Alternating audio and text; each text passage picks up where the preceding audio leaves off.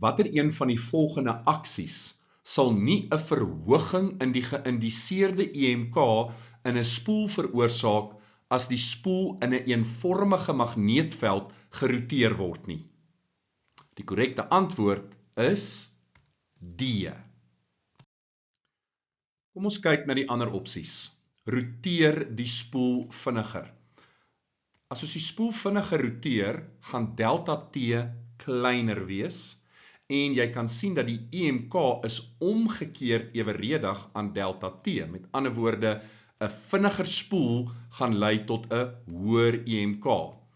So A is in hierdie geval nie korrek nie. Vergroot die sterkte van die magneetveld. Nou, B is in Tesla, dit verwys na die magneetveld. 'n sterker magneetveld beteken 'n groter magnetiese vloed en 'n groter magnetiese vloed beteken 'n groter verandering in die magnetiese vloed, met ander woorde 'n hoër EMK. So B is ook verkeerd. En is baie eenvoudig om hierdie te bepaal, jy moet net kyk na jou vergelykings. Dan C, vermeerder die aantal windinge op die spoel. Nou die windinge is N. 'n hoër N beteken 'n hoër EMK. Daardie twee is direk eweredig aan mekaar, so C is uit die aard van die saak verkeerd.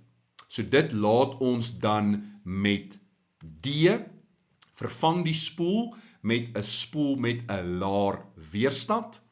Die weerstand van die spoel beïnvloed nie hoeveel EMK geïndiseer word in die spoel nie. So D is die korrekte antwoord.